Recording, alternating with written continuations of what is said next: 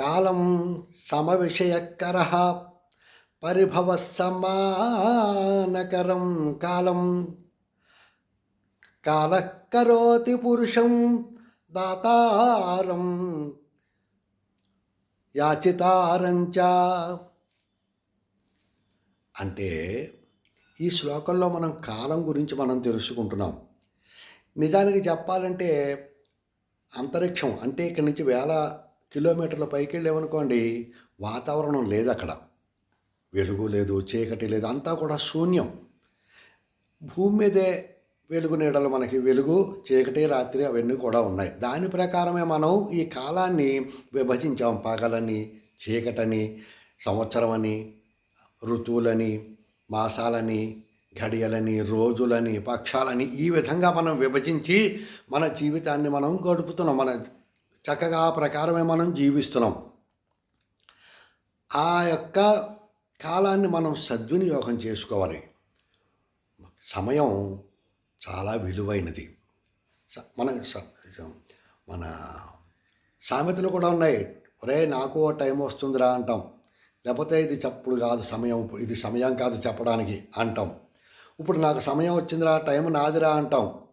కాలం మీద అనేక ఇవి ఉన్నాయన్నమాట. తమిళంలో నేరం పణం అంటే టైమ్ ఈజ్ మనీ అన్నారు. ఇంగ్లీష్లో every dog has its own day. ప్రతి కుక్కకి ఓ రోజు వస్తుంది. కాలం అది, దానికి ఏదో రోజు వస్తుంది. ఎప్పుడైనా నువ్వు గనక పడుకొని కుక్క మీద ఓ రాయో ఏదో వేసి నీ యొక్క పైశాచిక ఆనందం పొందేవనుకో, ఎప్పుడో అప్పుడు ఆ కుక్క కాకపోతే ఇంకో కుక్కకైనా చేతనా నువ్వు భంగపడక తప్పదు. కర్మ ఫలాన్ని అనుభవించక తప్పదు. అలా చేసేది కాలమే. 4 యుగాలు కలిపి 43,20,000 సంవత్సరాలు. ఇది ఒక మహాయుగం అంటారు.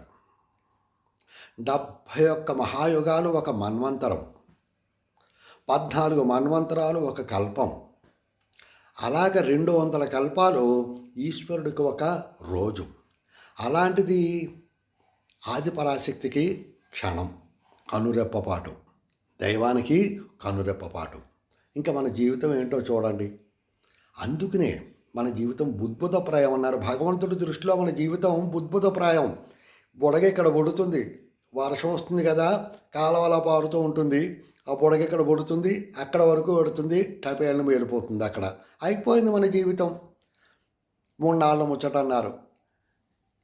బాలాస్తావత్ క్రీడాసక్త. ఆ 3 నాళ్ళు ఎలా గడిచిపోతుంది? బాలాస్తావత్ క్రీడాసక్త. పసితనం అంతా కూడా ఆటలతోటి, ఏదో తర్వాత చదువులతోటి గడిచిపోతూ ఉంటుంది. తరుణాస్తావత్ తరుణీశక్త. యవ్వనం అన్నాక డబ్బు సంపాదించడం అనో లేకపోతే కోరికలు అనేకమైనటువంటి కార్యక్రమాల్లో యవ్వనం అంతా గడిచిపోతుంది. వృద్ధాస్తావత్ చింతాసక్త. ముసలితనం అయ్యాక అయ్యో నేను ఇప్పుడు అలా చేశాను కాదు, లేకపోతే రోజుకో రూపాయి పోగు చేసినా, లేకపోతే నెలకో 100 రూపాయలు పోగు చేసుకున్నా, లేకపోతే ఈ పాటికి నా దగ్గర పోవడంత డబ్బు ఉండేది. ఇలాంటి అనేకమైనటువంటి ఊహలు. వాడిని అలా కష్టపెట్టాను, వాళ్ళని అలాగా అన్యాయం చేశాను అని బాధపడుతూ ఉంటాడు. ఎవరెన్ని చెప్పినను తానవగుణములు వెడక చేసి అన్యాయంబుల్ అవసాన కాలమున ఆ వివరములకు ఒక చునరుడు. పడుచుతనంలో ఎన్నో మోసాలు, అన్యాయాలు, ఎన్నో దుర్మార్గాలు చేస్తాడు. మంచం పడతాడు వృద్ధాప్యంలో. అప్పుడు అయ్యో నాకేమైపోతుందో, నేను నరకానికి వెళ్ళిపోతానేమో, లేకపోతే నాకు ఏ శిక్ష వస్తుందో అని భయపడుతూ ఉంటాడు మానవుడు. లాభమే ఉంది? కాలం మళ్ళీ తిరిగి తను చేసినటువంటి సరిదిద్దుకోవాలంటే ఆ కాలం మళ్ళీ రాదు. కాలము ధనవంతుణ్ణి, ఒక దాతని, ఒక కోటీశ్వరుని బిచ్చగాడుగాను మార్చేస్తుంది. బిచ్చగాడిని కోటీశ్వరుడుగా మారుస్తుంది. ఓకే, కారణాలు అనేక విషయాలు ఉంటాయి. కానీ కాలమహిమ ఇదంతా కూడాను. ఒకనాడు శ్రీకృష్ణదేవరాయల ఆస్థానంలో ఒక సమస్యాపూర్ణం, అందరూ కూడా అష్టదిగ్గజాలు ఉన్నారు కదా, వాళ్ళందరూ కూడా వాదోపవాదాలు చేసుకుని వారి కవితా సమ్మేళనం అనమాట అంతా కూడాను.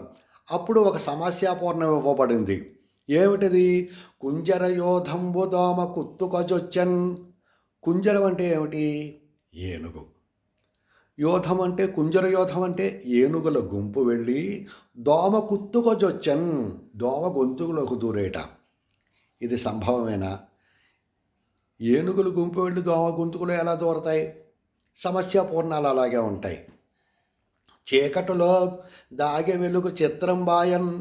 ఈ వెలుగంతా వెళ్ళి బ్రహ్మాండమైనటువంటి వెలుగు వెళ్ళి చీకట్లో దాక్కుందిట. వెలుగు పెడితే ఇంక చీకటి ఎందుకు? సూర్యకిరణాలు వచ్చాక చీకటి ఉంటుందా? వెలుగే వచ్చేస్తుంది కదా. అలా కాదు. సమస్యాపూర్ణం ఏంటి? చీకటిలో దాగే వెలుగు చిత్రం బాయన్. దీన్ని పూరించాలి ఏదో కారణం పెట్టి, ఏదో ఉదాహరణ చెప్తూ. అలాగే ఈ కుంజర యోధంబు దోమ కుత్తుకొజొచ్చాను, ఏనుగులు గుంపు వెళ్ళి దోమల గొంతుకులో దూరిందట. దీన్ని సమస్యాపూర్ణం నింపమని అన్నప్పుడు తెనాలి రామలింగుడు చెప్పేట. ఏమని? రంజన చెడి పాండవులరి భంజనులై విరటుకొల్వు పాల్పడిరగట, సంజయ విధినే మందుము కుంజర యోధంబు దోమ కుత్తుకొజొచ్చన్. పాండవులు ఎలాంటి వాళ్ళు? 5 ఏనుగులు లాంటి వాళ్ళు. భీముడికే 1000 ఏనుగుల బలం ఉందిట. అలాంటి వాళ్ళు వీళ్ళందరూ కూడా అజ్ఞాతవాసం, 1 సంవత్సరం అజ్ఞాతవాసం చేయవలసి వచ్చింది కదా. ఆ అజ్ఞాతవాసం సమయంలో వాళ్ళు దోమ, వీళ్ళ ముందర విరాటరాజు ఎలాంటి వాడు? దోమ లాంటి వాడు. అలాంటి వాడి యొక్క కొలువులో వీళ్ళు ధర్మరాజేమో కంకుభొట్టని, భీముడేమో వలలడని, అర్జునుడేమో బృహన్నలని, ద్రౌపది ఏమో ఇలాగే ఏదో వేషాలు వేసుకుని గుట్టుగా కాలక్షేపం చేయవలసి వచ్చింది. కాలం సంజయ విధినే మందుము. సంజయ, ఈ విధిని కాలం, భగవంతుడి యొక్క చిత్రాలను మనం ఏం చెప్తాం? ఇదంతా కూడా విధి అంటే కాలం విధి. కాలోస్మి లోకక్షయకృత్ ప్రవృద్ధ. కృష్ణుడు అదే చెప్పాడు భగవద్గీతలో. ఈ యొక్క లోకాలన్నీ కూడా అంతం చేసేటటువంటి కాలస్వరూపుణ్ణి నేనే ఉన్నాను అర్జున అని శ్రీకృష్ణుడు భగవద్గీతలో చెప్తున్నాడు. కాబట్టి అదేవిధంగా ఇక్కడ తెనాలి రామలింగుడు చెప్తున్నాడు అనమాట. సంజయ విధినే మందుము కుంజర యోధంబు దోమ కుత్తుకొజొచ్చన్. సంజయ, ఆ యొక్క ఏం చెప్తాము? పాపం ఆ పాండవులు ఆ యొక్క విరాటరాజు కొలువులో దాక్కోవలసి వచ్చింది అని ఈ సమస్యని పూరించాడనమాట. కాబట్టి ఎవరైనా సరే కాలాన్ని సద్వినియోగం చేసుకోవాలి. గడిచిన క్షణం మళ్ళీ రాదు, తిరిగి మళ్ళీ రాదు. కాబట్టి డబ్బు ఉంటే మళ్ళీ మనం సంపాదించవచ్చు, కానీ గడిచిపోయినటువంటి క్షణం తిరిగి మళ్ళీ రాదు. క్షణం విత్తం, క్షణం చిత్తం, క్షణం జీవితమావయో. ఇదంతా కూడా గడిచిపోతూ ఉంటాయి. మన కళ్ళ ఎదురకుండానే గడిచిపోతూ ఉంటాయి. నిన్న, రేపు, ఎల్లుండి ఇలాగే. ఇప్పుడు మళ్ళీ కాలం నిజంగా కూడా చెప్పాలంటే గడిచిపోతున్నాయి, స్పీడ్గా గడిచిపోతుంది కాలం. అందువల్ల అందరూ కూడా చక్కగా కాలాన్ని సద్వినియోగం చేసుకుని మంచిగా ఉండాలని ఈ శ్లోకం మనకి చెప్తోందన్నమాట.